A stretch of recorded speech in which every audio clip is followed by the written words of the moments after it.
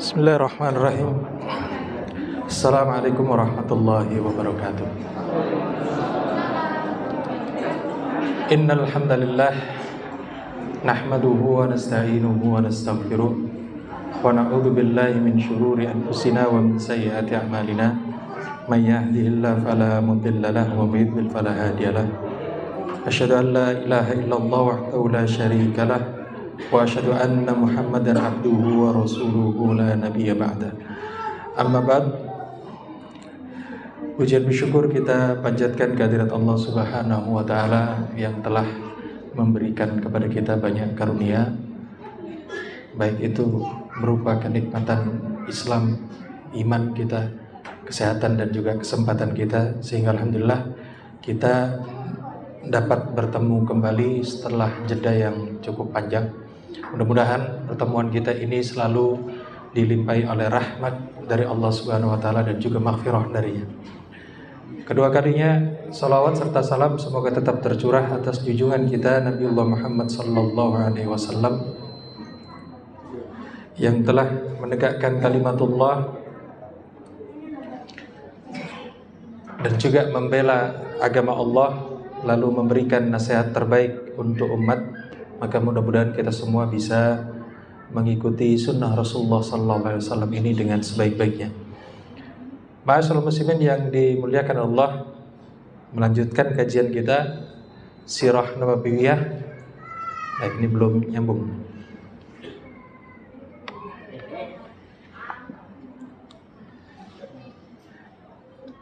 Ya.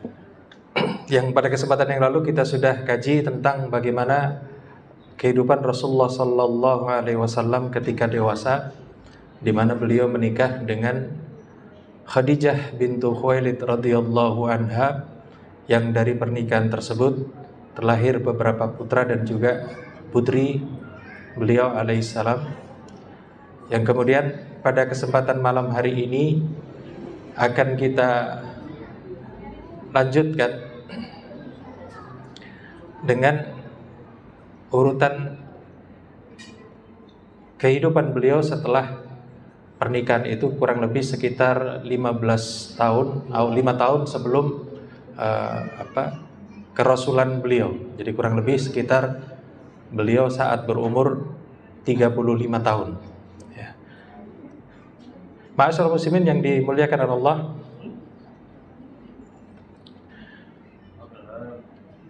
jadi kurang lebih sekitar dari masa menikahnya Rasulullah SAW itu, dari perdagangan, lalu kemudian interaksi beliau dengan masyarakat Quraisy di Makkah, sampai kemudian satu ketika sekitar tahun 35, yaitu tahun gajah, ya, yang berarti Rasulullah juga berumur 35 tahun. Saat itu Ka'bah terkena banjir bandang, ya, di mana dalam banjir itu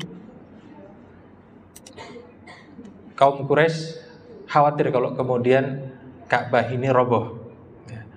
Nah, ini memang riwayat terkait tentang hal ini berbeda-beda. Ada sejarawan yang kemudian menganggap bahwa banjir yang terjadi di Makkah saat itu dikarenakan Sailul Aram, katanya. Sailul Aram ini banjir bandang terkenal yang bahkan disebutkan dalam Al-Quran, di mana Al-Aram, kota tersebut ada di wilayah Yaman, yang dipercaya oleh para sejarawan sebagai tempat kerajaan Saba, ya, yang kemudian dilanjutkan oleh bangsa Arab dari kalangan Saba itu, yang mereka membangun bendungan besar, ya, untuk kebutuhan pertanian mereka, yang qadarullah kemudian banjir karena bendungan tersebut jebol. Tapi masalahnya jarak antara kota Aram itu dengan Makkah itu ratusan kilometer. Jadi sepertinya tidak masuk akal kalau kemudian ada bendungan jebol di ratusan kilometer itu, lalu kemudian Makkah ratusan kilometer juga terkena imbasnya. Nah, ini meskipun ada sejarawan yang percaya seperti itu, ya. Baik. Karena itu kemudian yang paling tepat, ya, sesuai dengan kondisi wilayahnya, ini kemungkinan besar gara-gara memang Ka'bah itu kan sudah ribuan tahun. Ya. Sebagaimana disebutkan dalam catatan sejarah, pondasi dari Ka'bah itu dibangun pertama kali kurang lebih di era Nabi Adam alaihissalam. Yang kemudian karena ada di wilayah padang pasir seperti itu, sehingga lama-lama kemudian tertutup pasir, tidak terlihat.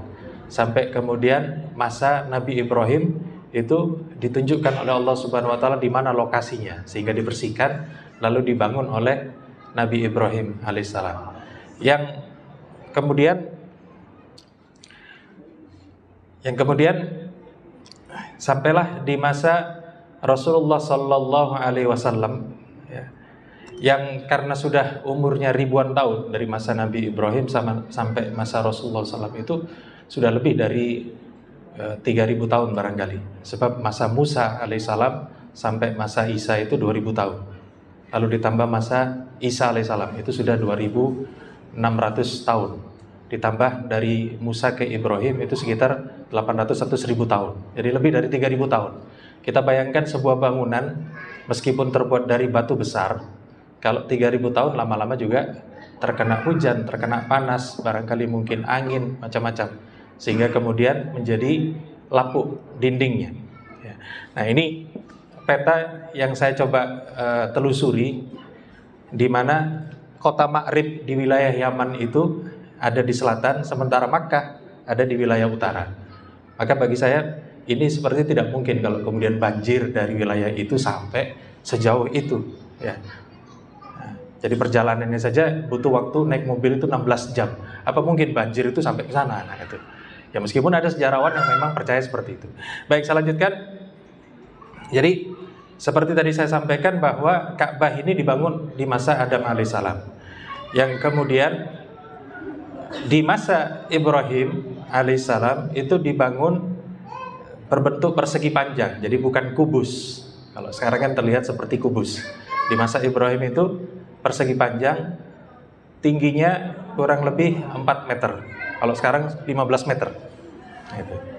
Jadi tidak terlalu tinggi, ya, 4 meter saja, 4,5 meter. Tanpa ada atap dan pintunya ada 2. Dan pintunya itu tidak ada daun pintu, terbuka, sehingga orang bisa masuk bebas. Yang satu ketika kemudian ada pencuri yang nekat kemudian menjarah Ka'bah itu. Ya. Nah, ini saya tunjukkan sketsa Ka'bah di masa Ibrahim alaihissalam. Jadi seperti tumpukan batu, ya, belum ada semen, ya, yang kemudian di situ tidak ada atapnya. Ya. Pintu ada 2, yang kemudian tidak ada daun pintunya, orang bebas masuk. Jadi supaya kita bisa bayangkan, ternyata lebih panjang Ka'bah di masa Ibrahim alaihissalam, dan pondasinya yang di masa Ibrahim itu terus ada sampai sekarang. Ya. Nah, ini kurang lebih panjangnya 14 meter kalau aslinya, dengan lebar kurang lebih sekitar 10 meter. Ya.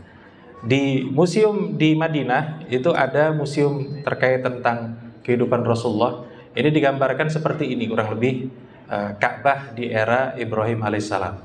Jadi metamorfosisnya, perubahan dari satu zaman ke zaman berikutnya. Ya, di situ sangat sederhana, tanpa atap, 2 pintu. Ya. Ini ada beberapa sudut yang lain. Ya. Sehingga kalau benda berharga yang diletakkan di Ka'bah, ya tentu saja siapapun bisa mengakses. Nah, itu. Meskipun penduduk Makkah sendiri itu sangat menghormati Ka'bah, tidak mungkin kemudian penduduk Makkah itu nekat ngerampok Ka'bah itu. Ya, tetapi kalau yang dari luar, barangkali mungkin pendatang, musafir, tiba-tiba kemudian merampok, ya ini bisa terjadi. Baik, ma'asyiral muslimin yang dimuliakan Allah. Jadi di masa itu kurang lebih ketika Rasulullah berumur 35 tahun tadi, Ka'bah ini kemudian keropos. Ya. Ketika kena banjir tadi hampir roboh sudah, tapi belum sampai roboh betul. Ya. Yang kemudian Quraisy memutuskan untuk merenovasi Ka'bah tadi, dipugar lalu dibangun kembali. Yang kemudian saat merencanakan itu, orang-orang Quraisy ini bersepakat bahwa biaya yang digunakan untuk membangun Ka'bah itu harus dari uang halal, tidak boleh dari mahar pelacuran, tidak boleh dari riba, tidak boleh dari dolim. Jadi betul-betul disaring, difilter harta tersebut. Tapi ternyata harta yang terkumpul itu tidak cukup untuk membangun seluas yang dibangun oleh Nabi Ibrahim alaihissalam. Nah itu. Sehingga kemudian nanti ada keputusan tertentu yang kita akan jumpai. Baik. Nah, ketika sudah diputuskan itu, orang-orang Quraisy segan kalau hendak membongkar Ka'bah ini. Jadi meskipun sudah diputuskan kita akan bongkar, tapi tidak ada yang berani memulai. Sebab apa? Nanti kualat. Kalau ada yang berani merobohkan sedikit saja, kualat kamu. Itu. Tapi kemudian yang pertama kali membongkarnya itu adalah Al-Walid Ibnul Mughirah Al-Makhzumi, ayahnya Khalid bin Walid radhiyallahu anhu. Jadi dia orang terpandang, melihat Quraisy tidak bergerak juga, akhirnya dia mulai.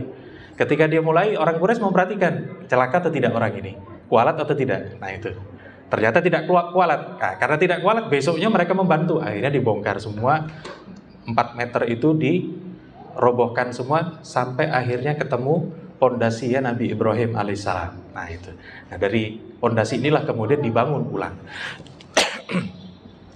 Ma'asyiral muslimin yang dimuliakan Allah. Nah, Quraisy kemudian membagi-bagi bagiannya. Jadi karena Quraisy itu terdiri dari beberapa kabilah kecil, maka dibagi. Kamu bagian sudut ini, kalian bagian sudut ini, yang sana bagian kabilah yang lain. Masing-masing punya jatah dari harta yang mereka kumpulkan tadi. Akhirnya sama-sama mereka membangun. Nah ini saya jumpa di museum foto-foto ilustrasinya. Jadi kurang lebih orang-orang Quraisy itu membangun kembali Ka'bah ini, di mana kemudian Rasulullah Sallallahu Alaihi Wasallam itu juga turut serta membangun sebagai bagian dari Bani Hashim berserta dengan Al-Abbas pamannya. Ada disebutkan riwayat bagaimana Rasulullah Sallallahu Alaihi Wasallam itu betul-betul dijaga auratnya oleh Allah Subhanahu Wa Taala. Jadi ketika mengangkat batu-batu itu, tentu saja orang ingin cepat. Gitu. Yang kemudian Al-Abbas meminta keponakannya yaitu Rasulullah SAW ini, kainmu angkat ke atas supaya nanti manggul batu itu supaya tidak lecet, supaya tidak sakit. Nah, itu. Diangkat. Masalahnya aurat terlihat. Begitu diangkat, Rasulullah dipingsankan oleh Allah, jatuh. Yang kemudian melihat langit. Ketika terjatuh itu yang diingat oleh Rasulullah, auratku, sarungku. Akhirnya ditutupkan. Sekali itu saja aurat Rasulullah terlihat, yang kemudian setelah itu tidak pernah lagi terlihat aurat beliau sampai beliau meninggal dunia. Nah, ini kita lihat bagaimana penjagaan Allah terhadap Rasulullah SAW. Nah, setelah pembangunan cukup lama, sampailah mereka di bagian paling penting dari Ka'bah ini, yaitu meletakkan Hajar Aswadnya, yang saya yakin kisahnya sudah banyak disampaikan ya, di sekolah-sekolah dasar itu, di mana Quraisy berdebat siapa yang paling berhak untuk meletakkan Hajar Aswad ini, batu mulia ini ya. Yang kemudian berdebatnya itu tidak tanggung-tanggung sampai 5 hari 5 malam, tidak selesai-selesai. Kenapa? Karena seluruh kabilah merasa mereka yang paling berhak. Akhirnya kemudian Abu Umayyah Ibnul Mughirah Al-Makhzumi, saudara dari Al-Walid tadi, itu memberi saran. Sudah, begini saja, kita tunggu besok pagi siapa yang masuk pertama kali di Masjidil Haram pada pagi hari, maka kita minta dia sebagai hakimnya.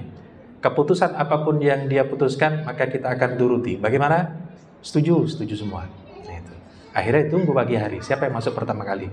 Qadar Allah mentakdirkan Rasulullah Sallallahu Alaihi Wasallam yang masuk pertama kali di Masjidil Haram pagi itu, sehingga orang-orang Quraisy lalu berbisik-bisik, Hada al-Amin, ini sang al-Amin, orang kepercayaan kita. Akhirnya mereka ridho. Lalu ketika Rasulullah datang, disampaikanlah ide mereka itu bahwa siapapun yang datang pagi hari ini dia yang akan jadi hakimnya. Maka Rasulullah Sallallahu Alaihi Wasallam kemudian meminta dari kabilah-kabilah Quraisy itu agar memberikan satu kain cukup besar, yang di situ nanti kemudian batu Hajar Aswad itu diletakkan di tengah, lalu kemudian diangkat bersama-sama oleh seluruh kabilah. Seluruh perwakilan dari kabilah-kabilah itu memegang bagian kain-kain tersebut, yang kemudian didekatkan ke Ka'bah, lalu Rasulullah yang meletakkannya di tempatnya, di sudut atau rukun Hajar Aswad itu. Nah, disebutkan juga memang ada ilustrasinya. Nah, ini kurang lebih ilustrasi saja bagaimana kemudian bangsa Quraisy itu menggunakan kain putih itu, Hajar Aswad ada di tengah, lalu Rasulullah yang sudah di atas meletakkan Hajar Aswad itu di tempatnya. Ya. Yang di sini kita bisa melihat bahwa Rasulullah Shallallahu Alaihi Wasallam itu memang mempunyai martabat yang luar biasa di hadapan orang-orang Quraisy. Yang ini tentu saja menjadi salah satu pondasi awal dari dakwah beliau. Sebab kalau orang tidak terpercaya, bagaimana mungkin kemudian bisa mendakwahi kaumnya? Kan begitu. Nah ini penting. Jadi para mubaligh, para dai mengambil pelajaran penting dari hal ini, bahwa sebelum kita berdakwah, kita butuh kepercayaan masyarakat kita. Kalau kita belum terpercaya, menyeru masyarakat kita, ini tentu saja ada kendala yang sangat luar biasa. Tapi kalau kita dikenal, bertahun-tahun hidup di situ, rukun, yang kemudian kita ajak kebaikan, nah ini insya Allah menjadi pintunya. Ya. Baik, saya lanjutkan. Setelah pembangunan cukup lama, Quraisy kehabisan biaya. Nah, itu. Jadi tidak jumpa lagi harta-harta yang halal. Karena itu kemudian mereka terpaksa memutuskan memotong sisi Ka'bah. Yang tadi saya sebutkan, Ka'bah itu tidak kubus, tapi persegi panjang. Dipotong kurang lebih sekitar 6 meter. Nah itu. Yang ini lalu diberi dinding yang kemudian diganti dengan pagar melengkung yang kita jumpa sampai sekarang. Ya. Nah, kalau kita perhatikan di depan Ka'bah itu kan ada melengkung gitu ya. Nah, itu sebenarnya pondasi asalnya dari pondasi Nabi Ibrahim. Mestinya Ka'bah itu ukurannya segitu, seukuran itu. Tetapi karena habis dananya, akhirnya mereka hanya sanggup sampai titik yang sekarang ini, lalu dibangun ke atas kurang lebih sekitar 15 meter. Lalu pintunya yang awalnya dulu itu rata dengan tanah dinaikkan kurang lebih 1,5 meter. Nah, itu tujuannya apa? Supaya tidak terjadi lagi pencurian. Jadi mereka naikkan 1,5 meter, lalu kemudian diberi pintu, diberi daun pintu itu, supaya kemudian yang bisa masuk Ka'bah hanya orang-orang yang mereka kehendaki saja. Tidak semua orang bisa mengakses dalamnya Ka'bah itu. Nah, setelah 15 meter tinggi ini baru kemudian ditambahkanlah atap yang kita kenal sekarang itu, di mana kemudian ada juga bagian corong airnya. Nah itu. Baik. Nah, untuk bagian lengkung ini disebut sebagai Al-Hatim atau Hijir Ismail, di mana orang kalau umroh atau haji, kalau dia tawaf tidak mengelilingi lingkaran atau setengah lingkaran ini, maka tawafnya tidak sah. Ya, karena dianggap tidak mengelilingi Ka'bah. Nah itu, ini pelajaran. Jadi kenapa begitu? Karena Ka'bah pada asalnya memang panjang. Nah, itu. Tapi karena dipotong, diganti dengan tembok itu. Maka kalau mau tawaf, ya harus itu lingkaran setengah lingkaran itu juga harus diputari juga. Nah ini asal muasalnya. Baik, kita bisa lihat lagi miniatur Ka'bah di masa Quraisy kurang lebih seperti ini, ada lingkaran di depannya. Terus kemudian dari masa ke masa kita bisa lihat pula bagaimana kemudian perubahan Ka'bah itu. Jadi di masa Ibrahim kita bisa lihat pendek cuma 4 meter gitu ya. Terus kemudian cukup panjang, tapi dipotong oleh Quraisy karena mereka kehabisan biaya, tapi ditinggikan 15 meter itu. Yang kemudian ada lingkaran di depannya. Nah, nanti di era sahabat Abdullah ibn Zubair radhiyallahu anhuma, Makkah itu di bawah kepemimpinan beliau. Jadi bisa dikatakan saat itu ada dua khilafah. Ada khilafah yang kemudian menguasai Makkah, ada kemudian khilafah yang kemudian menguasai wilayah Syam, Mesir dan yang lainnya. Ya. Bani Umayyah. Nah, Abdullah bin Zubair ini menguasai Makkah kurang lebih sekitar 8 tahun. Yang kemudian oleh beliau diputuskan Ka'bah harus dikembalikan sesuai ukuran semula, sesuai dengan pondasi Ibrahim alaihissalam. Karena itu dibongkar oleh beliau, dibangun lengkap menjadi panjang kembali di masa beliau.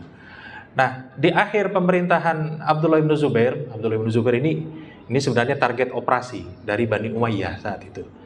Saat itu dari wilayah Syam, khalifah yang ada di Syam ini mengirim pasukan yang dipimpin oleh As-Saqafi, ya. Hajjaj bin Yusuf As-Saqafi, yang kemudian menyerang Makkah, lalu ditangkaplah Ibnu Zubair, lalu dibunuhlah Ibnu Zubair, itu dieksekusi. Nah, ketika sudah kalah, dilihat Ka'bah sekarang kok jadi panjang. Akhirnya kemudian Al-Hajjaj ini laporan ke Syam bahwa Ibnu Zubair telah membuat bid'ah katanya. Apa bid'ahnya? Memperpanjang Ka'bah. Nah itu. Jadi saya akan kembalikan lagi sesuai masa Rasulullah SAW yang cuma 2/3 itu, tidak sampai full itu. Akhirnya dibongkar lagi di masa Al-Hajjaj itu, lalu kemudian dibangun sampai bertahan hingga sekarang seperti itu. Yaitu yang gambar terakhir paling kanan itu. Nah ini, yang di sini sebenarnya Rasulullah SAW pernah menyampaikan kepada Aisyah radhiyallahu anha ketika beliau berhasil menaklukkan kota Makkah, itu kan orang-orang Quraisy masuk Islam semua. Nah, itu. Setelah masuk Islam, Rasulullah karena sudah menguasai kota tersebut, itu sebenarnya berangan-angan ingin sekali mengembalikan Ka'bah itu sesuai dengan pondasi Nabi Ibrahim alaihissalam. Karena memang syarat manasik haji itu, tawafnya itu harus full. Nah itu. Tapi kemudian Rasulullah mengambil tindakan bijak. Beliau sabdakan kepada Aisyah radhiyallahu anha, "Laula qaumuki hadisu ahdin bil Islam." Kalau bukan karena kaummu itu baru saja masuk Islam, aku akan kembalikan Ka'bah itu seperti atau sampai kepada pondasinya Nabi Ibrahim alaihissalam. Itu kata Rasulullah. Tapi karena ini kan orang Quraisy baru masuk Islam, istilahnya kalau bahasa kita masih mu'allaf, masih belum kuat imannya. Kalau terjadi perubahan seperti itu, barangkali kemudian mereka akan protes kepada Rasulullah, bahkan memberontak. Karena apa? Mengubah Ka'bah itu. Padahal ukuran Ka'bah sebenarnya panjang tadi. Nah, itu. Akhirnya kemudian oleh Rasulullah tidak dirubah sama sekali sampai masa Abdullah bin Zubair radhiyallahu anhu. Nah ini kisah Ka'bah itu. Jadi supaya kita tahu bagaimana sebenarnya sejarah Ka'bah itu. Yang kemudian setelah berlalu 14 abad, kita bisa melihat bagaimana Ka'bah sekarang itu sudah menjadi bangunan yang kemudian betul-betul modern. Di dalamnya kemudian pakai marmer, ada minyak wangi yang kemudian diatur, ya. Pergantiannya, termasuk kiswahnya. Nah, ini saya tunjukkan beberapa denahnya ya, yang modern sekarang. Terus bagaimana kemudian posisi Maqam Ibrahim seperti yang sudah pernah saya sampaikan. Kenapa Maqam Ibrahim itu menjauh dari Ka'bah? Ini karena dipindahkan oleh Umar Ibnul Khattab radhiyallahu anhu supaya tidak mengganggu orang yang tawaf. Kemudian ada garis hijau di situ, itu batas pertama kali orang mau tawaf. Startnya dari situ, nanti berputar. Nah, ini barangkali yang mau umroh, nah itu kan pasti akan belajar manasik seperti itu. Mana yang harus diputari dan seterusnya. Terus kemudian Hajar Aswad yang ada di rukun Hajar ini, bagaimana kemudian disunahkan untuk menciumnya atau sekedar melambaikan tangan. Ya. Baik, ini terkait tentang Ka'bah. Berikutnya, ma'asyiral muslimin yang dimuliakan Allah, sekarang tentu saja di masa modern sudah luar biasa bagaimana kemudian Ka'bah ini menjadi pusat kaum muslimin, yang tentu saja ini warisan dari Rasulullah SAW yang pertama kali kemudian mengenalkan manasik haji itu. Jadi di sini barangkali mungkin bertanya, kenapa tidak dikembalikan lagi Ka'bah itu sesuai dengan pondasi Nabi Ibrahim? Nah ini tentu saja kita bicara tentang masalah fikih, boleh atau tidak kan gitu. Kalau boleh, sebab Rasulullah sudah berniat seperti itu. Tapi dalam fikih itu ada perhitungan maslahat, ada madarat. Kalau ini dibongkar, apakah kemudian menimbulkan madarat? Kalau menimbulkan madarat, maka tidak perlu dibongkar. Dan itu yang kemudian dipilih oleh Rasulullah SAW. Maka kemudian berabad-abad setelah Ibnu Zubair itu tidak pernah lagi kemudian ada pemunggaran Ka'bah besar-besaran, apalagi sampai mengembalikannya sesuai dengan ukuran di masa Ibrahim tadi. Baik, ma'asyiral muslimin yang dimuliakan Allah, untuk bagian dalamnya, yakni sekedar kita berkenalan dengan rumah Allah ini. Di dalamnya itu ada 3 pilar ya, yang kemudian di bagian sudutnya tadi ada lemari khusus yang memang untuk minyak wangi, ya. Yang di situ kemudian ada tangga untuk naik ke atas. Yang biasanya tiap tahun, biasanya ketika akhir tahun, hendak bergantian tahun, itu ada pergantian kiswah Ka'bah. Barangkali kemarin sempat tersebar itu videonya, bagaimana kemudian dikawal tentara, lalu kemudian diganti kiswahnya yang baru dan seterusnya, ya. Yang menunjukkan bahwa menjadi satu kebanggaan, ya, untuk mengurus kiswah Ka'bah ini. Dan ini kembali lagi, misalnya di masa Al-Walid ibn al-Mughirah Al-Makhzumi tadi, itu disebut oleh orang-orang Quraisy, dia ini setara seluruh Quraisy. Kenapa begitu? Sebab dia itu mampu membiayai kiswah Ka'bah seperti halnya Quraisy seluruhnya membiayai kiswah Ka'bah tadi. Jadi disebutkan dalam riwayatnya, Al-Walid ibn al-Mughirah itu tiap tahun gantian dengan kabilah Quraisy. Tahun ini dia yang pasang kiswah, nanti tahun depan Quraisy yang pasang kiswah, bergantian. Dia sendirian melawan satu kaum, begitu. Yang menunjukkan betapa Al-Walid ibn al-Mughirah itu sangat kaya, sehingga kemudian mampu sendirian membiayai, mendanai pergantian kiswah bergiliran dengan Quraisy tadi. Baik, ma'asyiral muslimin yang dimuliakan Allah, saya lanjutkan. Nah, ini ada footage, ada video sedikit terkait tentang bagaimana Ka'bah saat hujan. Barangkali tidak terbayang. Nah, ini ada video bagaimana kalau kemudian saat hujan itu orang-orang tetap sholat di situ dalam kondisi basah, kehujanan, ya. Ada yang bawa payung, terus kemudian ini yang pengairan yang ada di atas itu seperti itu, sehingga kita lihat Ka'bah ini betul-betul terjaga, ya, betul-betul modern di sini. Nah, ini saat mereka hendak sholat itu ya hujan-hujan. Makanya kemudian dari sini bisa kita lihat foto-foto tahun 35 misalnya, ketika kemudian ada gambar Makkah banjir 1 meter, terus kemudian dalam kondisi yang memprihatinkan saat itu. Maka ketika Rasulullah SAW umur 35 tahun lalu banjir, saya rasa tidak terlalu jauh. Nah, itu kondisinya. Artinya mungkin juga di masa Rasulullah itu terjadi banjir seperti tahun 30-an itu. Nah, ini. Makanya kemudian yang diyakini oleh sejarawan bahwasannya Ka'bah itu terkena banjir dari Yaman, ini tentu saja sangat jauh. Nah, itu. Dengan sejarah dari Ka'bah tadi. Baik, ma'asyiral muslimin yang dimuliakan Allah, saya lanjutkan. Jadi demikianlah Rasulullah SAW turut serta dalam pembangunan Ka'bah tersebut, termasuk juga dalam meletakkan Hajar Aswadnya, dan juga bagaimana sejarah Ka'bah tadi.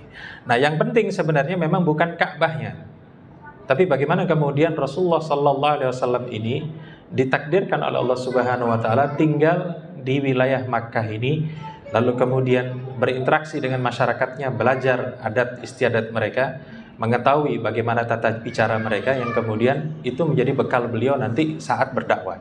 Karena itu kemudian yang kita soroti dari fragmen ini, kehidupan beliau yang ini, itu tentang bagaimana seorang Muhammad menjadi calon Rasul. Nah, itu disiapkan oleh Allah Subhanahu Wa Taala menjadi seorang dai nanti. Jadi sepertinya biasa-biasa saja kehidupannya, ya, dipercaya orang, tetapi inilah pentingnya bahwa nanti Muhammad SAW ini kemudian diberi kelebihan, diberi fadilah oleh Allah, menerima risalah dari Allah untuk menyampaikan dia ke seluruh Bani Adam ini. Baik, nah kita lihat dari hal ini tentang sifat-sifat utama calon Nabi, ya, yang supaya kita bisa ambil pelajarannya. Yang pertama adalah bahwa Rasulullah SAW itu punya pikiran yang benar. Pikiran yang benar ini pikiran yang kemudian nanti disetujui oleh orang banyak. Kita bisa melihat ketika beliau memberi saran agar menggunakan kain untuk mengangkat Hajar Aswad, maka semua orang setuju.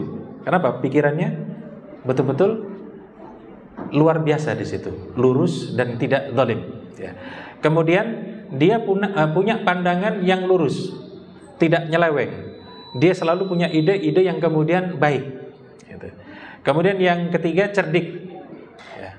Nah, ini Nanti bisa kita lihat dalam perjalanan hidup Rasulullah SAW, bagaimana kecerdikan Rasulullah itu menghadapi banyak tekanan, menghadapi banyak situasi. Ya.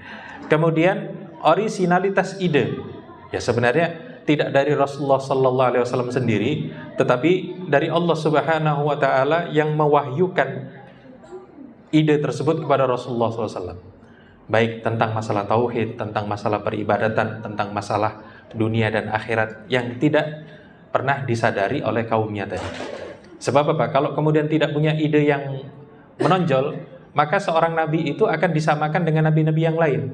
Contoh misalnya di masa Nabi Daud itu ada nabi-nabi sebelum beliau, yang dimana orang-orang Israel, orang-orang Yahudi itu bertanya kepada nabi ini, ya, tolong dipilihkan untuk kami seorang raja. Lalu dapat wahyu, ya, dapat wahyu bahwa disampaikan yang menjadi raja adalah Tolut misalnya, yang kemudian mereka protes. Nah, kenapa kemudian diprotes seperti ini? Karena dianggap tidak punya ide orisinal, tidak punya ide yang terobosan.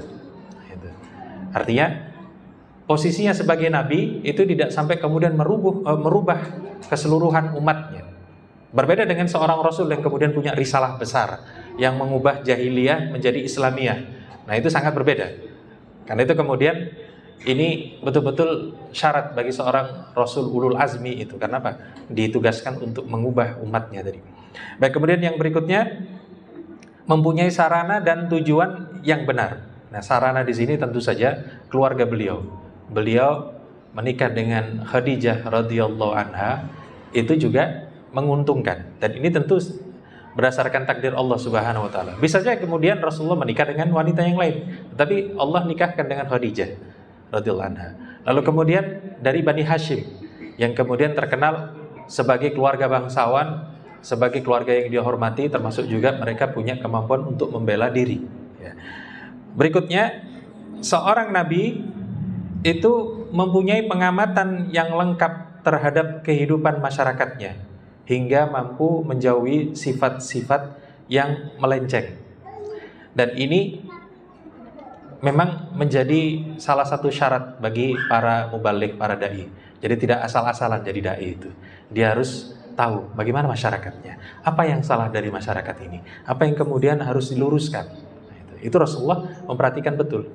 Makanya kemudian ketika masa kurang lebih 3 tahun sebelum beliau menerima wahyu, Rasulullah itu sering uzlah, mengasingkan diri. Kenapa? Karena sudah muak dengan masyarakat yang seperti itu. Dan ini juga disebutkan dalam riwayat bagaimana kemudian beliau itu dijaga oleh Allah Subhanahu wa taala dari banyak maksiat yang ada di Makkah itu. Yang berikutnya, seorang nabi itu juga mampu berinteraksi dengan masyarakatnya dengan pemahaman yang baik terhadap diri dan juga masyarakatnya. Maka seorang nabi yang baik ia ikuti, yang jelek ia jauhi. Ini yang sudah kita kaji sebelumnya, bagaimana Rasulullah SAW ketika masih bujang itu ikut dalam Hilful Fudul, salah satu sumpah setia untuk membela siapapun yang didolimi di kota Makkah. Nah, itu beliau ikut. Kenapa? Karena ini baik. Nah, itu.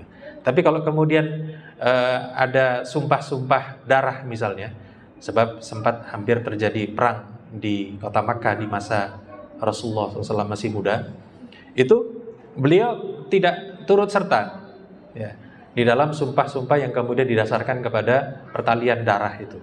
Tetapi yang dibela oleh beliau adalah sumpah-sumpah yang kemudian berdasarkan kepada membela kebenaran, membela keadilan, menghilangkan kezaliman. Dan itu diilhamkan oleh Allah Subhanahu wa taala bahkan sejak masa kanak-kanaknya. Ya. Baik. Berikutnya, ma'asyiral muslimin yang dimuliakan Allah, sifat-sifat utama calon nabi yang lain, ya. Kita bisa lihat masa remaja Rasulullah sallallahu alaihi wasallam. Ya. Yang pertama, beliau tidak pernah minum khamr sama sekali. Ya, meskipun di antara orang-orang Arab jahiliyah itu ada juga yang mengharamkan khamr. Tadi misalnya Al-Walid ibnul Mughirah Al-Makhzumi, ayahnya Khalid ibnul Walid, itu juga mengharamkan khamr. Anaknya namanya Al-Haris itu mencoba minum itu, Hisham ibnul Mughirah itu mencoba minum, itu dihajar oleh ayah sendiri. Padahal masa jahiliyah. Tetapi tidak banyak orang yang seperti ini. Ya. Kemudian Rasulullah itu tidak pernah makan sembelihan berhala, ya, yang disembelih di atas batu-batu untuk kepentingan berhala. Itu tidak pernah sama sekali. Yang ketiga, tidak pernah menghadiri hari raya atau perayaan berhala sama sekali. Ya. Jadi terlindung betul Rasulullah SAW itu. Nah, kemudian menjauh dari kesyirikan atau paganisme, penyembahan berhala, hingga Rasulullah itu tidak kuat dengan persumpahan atas nama berhala. Kalau ada orang mengucapkan Wallat misalnya, kalau kita kan wallahi, mereka mengucapkan Wallat demi Lata, demi Uzza, itu Rasulullah langsung memalingkan wajahnya. Dan itu kita bisa lihat riwayatnya ketika Rasulullah berdagang di Syam, menawarkan barang, terus kemudian ada yang bersumpah demi Lata, demi Uzza, langsung berpaling Rasulullah gitu. Sehingga kemudian orang mengerti, oh ini orang yang kemudian tidak mau ada sumpah, menggunakan sumpah selain nama Allah Subhanahu wa ta'ala. Dan itu betul-betul terjaga sejak masa remajanya. Kemudian tidak pernah menghadiri acara-acara jahiliyah. Salah satunya ada kisah beliau, karena beliau ketika remaja hendak dewasa itu bertugas menggembalanya di luar kota Makkah tentu saja, di dekat wilayah Bani Sa'ad. Nah, kebetulan Rasulullah SAW ditemani salah seorang teman beliau menggembala. Tapi temannya ini memantau Rasulullah itu tidak pernah masuk kota Makkah untuk melihat kesenangan-kesenangan yang ada di kota Makkah sama sekali. Sampai kemudian akhirnya ketika sudah lama seperti itu ditawarkan oleh temannya tadi, kenapa kamu tidak balik ke Makkah? Barangkali bisa melihat acara-acara tertentu, ada walimahan, ada macam-macam. Akhirnya beberapa hari kemudian Rasulullah menyampaikan kepada temannya, tolong domba-dombaku dijaga, malam ini aku akan kembali ke Makkah untuk melihat barangkali ada acara-acara yang menarik, yang barangkali aku bisa ngobrol-ngobrol dengan remaja-remaja di Makkah sebagaimana remaja-remaja yang lain ngobrol-ngobrol juga saat itu. Akhirnya disanggupi oleh temannya tadi. Malam itu berangkatlah Rasulullah SAW ya, dari luar kota Makkah. Ketika sudah mulai masuk Makkah, melihat rumah pertama yang ada di Makkah itu, terdengar suara musik ya, al-azfu ya. Azfu ini biasanya baik musik-musik yang biasa dilantunkan dalam acara-acara umum ataupun dalam pernikahan. Sehingga Rasulullah ketika mendekat itu bertanya kepada orang yang ada di sekitarnya, ini suara apa? Ini suara pernikahan fulan dengan fulana. Nah itu. Baik, kalau begitu aku akan duduk di sini mendengarkan musiknya. Nah itu. Baru saja duduk, disebutkan dalam riwayat itu, daraballahu fi udunayya. Nah itu. Allah membungkam telingaku sehingga kemudian merasa ngantuk sampai tertidur. Nah itu. Tertidur sudah. Sampai bangun itu hanya dibangunkan oleh terik matahari saja. Bangunlah Rasulullah, kemudian kembali lagi ke tempat penggembalaan tadi. Ketika ditanya oleh temannya tadi, bagaimana Makkah tadi malam? Berhasil tidak bersenang-senang? Tidak, aku tertidur. Nah itu. Yang kemudian, aku akan coba malam ini sekali lagi.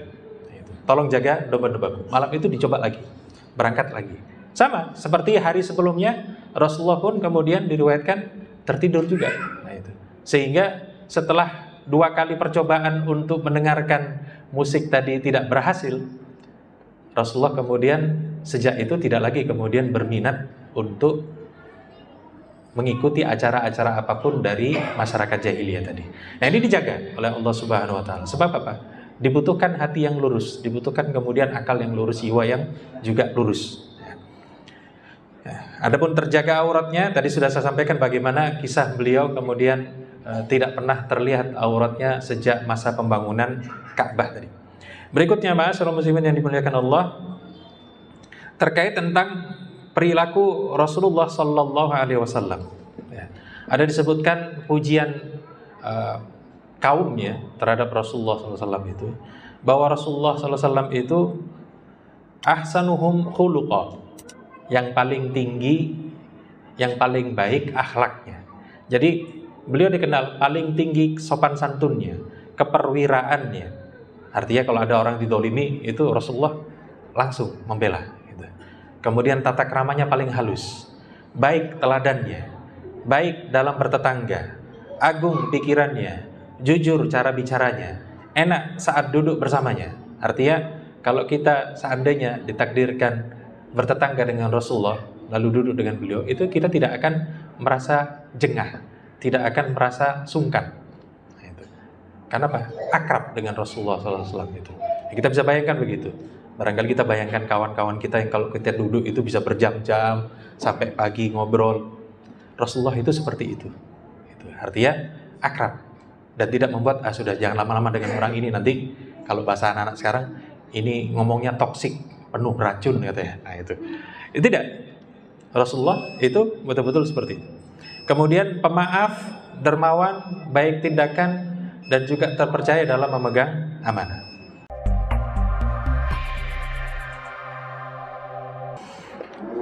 Baik, Ma'asyiral muslimin yang dimuliakan Allah. Baik, saya lanjutkan sedikit. Jadi dari seluruh sifat-sifat utama seorang Rasul ini diringkaskan oleh istri beliau Khadijah radhiyallahu anha yang mengomentari kehidupan Rasulullah SAW. Ketika pertama kali terima wahyu, itu Rasulullah sempat ragu-ragu. Tapi insya Allah kita akan bahas pada kesempatan yang akan datang. Yang kemudian Khadijah radhiyallahu anha menenangkan dengan mengucapkan satu kalimat ini. Yang pertama adalah yahmilul kalla, kata Khadijah. Rasulullah itu yahmilul kalla, menanggung tanggungan orang. Ada orang tidak bisa membayar hutang, Rasulullah tanggung. Ada orang kemudian kesulitan, Rasulullah tanggung. Wa yaksibul ma'dum, dan Rasulullah itu mengusahakan agar orang yang tak punya itu bisa punya.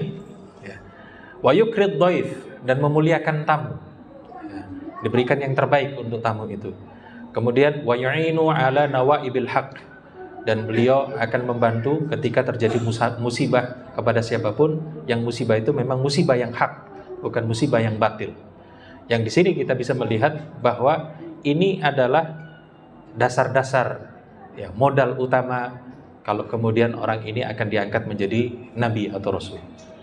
Tapi tentu saja kalau sekarang ada orang yang punya sifat-sifat seperti ini, tidak mungkin kemudian diangkat menjadi nabi ataupun rasul karena sudah terputus nubuwah ataupun risalah itu. Tetapi tetap ini diperlukan akhlak yang baik, akhlak yang mulia itu, karena apa? Kita juga menyampaikan risalah Rasulullah sallallahu alaihi wasallam ke umat manusia. Maka mudah-mudahan ma'asyiral muslimin yang dimuliakan Allah, kita dari ini mudah-mudahan bisa menjaga dan bisa juga kemudian mengikuti Rasulullah SAW dari sisi akhlak beliau, bagaimana beliau kemudian berinteraksi dengan masyarakatnya, bagaimana beliau mengusahakan yang terbaik untuk masyarakatnya, untuk memperbaiki masyarakatnya itu. Demikian yang dapat saya sampaikan. Ada kesempatan sedikit, barangkali ada yang hendak bertanya, saya persilakan, monggo. Tafadhol.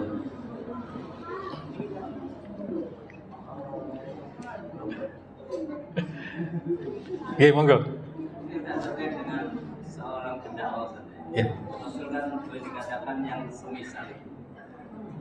Apakah beliau itu punya beban moral psikologi bagi beliau sendiri sebagai Rasul? Karena dilihat dari faktor nasabnya itu ada sesuatu yang menyimpang. Pamannya apa? Apakah itu yang sesuatu yang harus menjadi pertimbangan? Beliau kan tidak, tetap berdakwah walaupun dari nasab beliau itu ada sesuatu yang mungkin tidak terdengar. Gimana? Baik, jadi secara psikologis yang saya lihat dari kajian sirah, Rasulullah Sallallahu Alaihi Wasallam itu memang sangat erat hubungannya dengan keluarganya, termasuk misalnya Abu Lahab yang memusuhi dakwah beliau itu sangat erat. Karena itulah kemudian ketika pertama kali dakwah, yang beliau inginkan itu adalah keselamatan untuk seluruh Bani Hashim, baru kemudian seluruh Quraisy.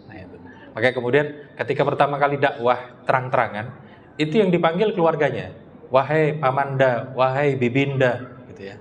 Dipanggil itu satu persatu di Bukit Sofa itu, aku tidak bisa mencukupi Anda kelak di akhirat. Selamatkan dirimu, nanti akan ada begini, akan begitu. Artinya betul-betul yang diinginkan Rasulullah itu agar mereka selamat. Nah, itu. Yang pertama karena mereka keluarganya, yang kedua kemudian ini nanti menjadi pijakan beliau. Kalau keluarganya kita katakan masuk Islam semua, maka dakwah ke Quraisy akan mudah. Bahkan kalau Quraisy sudah masuk Islam semua, yang lain lebih mudah. Nah, jadi di situ kalau kemudian kita katakan apakah ada beban psikologis berhadapan dengan keluarga sendiri, tidak Rasulullah itu. Jadi Rasulullah itu betul-betul mengikuti wahyu. Nah, ketika disebutkan diperintahkan untuk mendakwai yang terdekat, min ashiratakil akrobin, itu Rasulullah betul-betul itu tadi diselamatkan dulu keluarganya. Nah itu. Ya, dari sini kita bisa simpulkan bahwa Rasulullah SAW itu yang pertama sekali ya, tidak kemudian terhubung dengan emosi-emosi manusia tadi. Ada marah sedikit-sedikit tapi tidak kemudian bertahan lama. Semuanya mengikuti wahyu. Nah, termasuk kepada keluarganya tadi. Demikian. Artinya begini, dakwah itu beliau teruskan, lanjutkan, tapi buat psikologi yang menyangkut pamannya saya hingga akhir hayatnya kan tidak mampu memberikan hidayah. Oh, terkait tentang itu. Ya karena kedekatannya tadi. Itu. Jadi sebenarnya secara umum sayang, jangankan pamannya, ibundanya sendiri saja yang kemudian saat beliau ziarahi kubur dari Aminah itu kan kemudian beliau berdoa meminta kepada Allah agar diberi kesempatan untuk memintakan istighfar, memintakan ampun untuk ibundanya.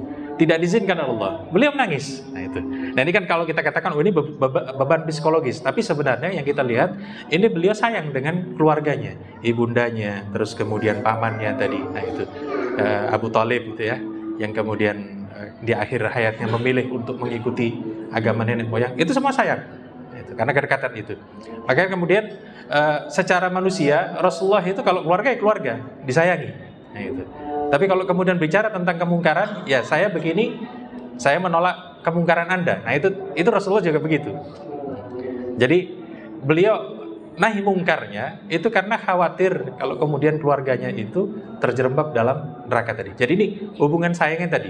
Tapi tidak ada kemudian penyesalan dan seterusnya, hanya sedih itu saja. Kenapa kemudian keluarga saya tidak bisa dimaafkan, tidak bisa kemudian diampuni? Yang memang itu merupakan qadar, takdir dari Allah Subhanahu wa taala. Saya rasa begitu. Tidak menjadi penghalang sama sekali. Yang jadi masalah kan yang di situnya. Iya. Sehingga ada orang berdakwah tidak berani memberikan dakwahnya itu karena itu. Nah, ini yang butuh dilatih memang, Pak. Betul. Nah, ini walhamdulillah kalau kita mengkaji sirah dari masa Rasulullah sampai masa Khulafaur Rasyidun, itu ternyata para sahabat kalau bicara tentang kebenaran tidak peduli dengan keluarga. Artinya, contoh misalnya ketika Ali bin Abi Thalib radhiyallahu anhu dianggap bersalah gara-gara Utsman ibn Affan terbunuh, dikurung di rumahnya, itu putranya Al Hasan protes kepada ayahnya. Kenapa ayanda tidak membela Utsman? Kenapa tidak kirim 300 orang untuk mengawal rumahnya? Nah, itu. Lalu kemudian dijawab oleh Ali bin Abi Thalib, kami dilarang untuk membawa pasukan oleh khalifah sendiri. Nah, itu. Yang menunjukkan kita lihat Al Hasan kalau kemudian mengkritik ayahnya dikritik. Nah itu tanpa ada beban psikologis. Jadi kalau memang mungkar harus diluruskan. Nah itu. Nah ini kita bisa melihat Rasulullah begitu. Ibrahim alaihissalam pun demikian, berhadapan dengan ayahnya sendiri. Karena itu seorang mubaligh kalau bicara tentang nahi mungkar, kalau memang ada keluarga kita yang salah ya ditegur. Nah itu dia diberi nasihat. Kenapa? Karena kita sayangnya itu tadi. Jadi bukan dasarnya kemudian, oh ini salah, saya mau hantam. Tidak begitu, tidak. Saya kasihan. Nah itu Rasulullah begitu. Nah, maka kemudian ketika beliau kemudian dilempari orang berdarah, itu bukan marah, saya kasihan. Nah itu. Kalau kita lihat hadis-hadisnya itu, kasihan. Nah, itu. Menangisnya karena kasihan, bukan karena penyesalan tadi. Nah ini. Ya, mudah-mudahan ini menjadi jawaban. Ya. Monggo, mungkin masih ada yang lain? Cukup ya? Baik. Ma'asyiral muslimin yang dimuliakan Allah, mudah-mudahan bermanfaat. Aku qouli hadza wa astaghfirullah li wa lakum. Kita akhiri dengan kafaratul majlis. Subhanakallahumma wa bihamdika asyhadu an la ilaha illa anta astaghfiruka wa atubu ilaik. Wassalamualaikum warahmatullahi wabarakatuh.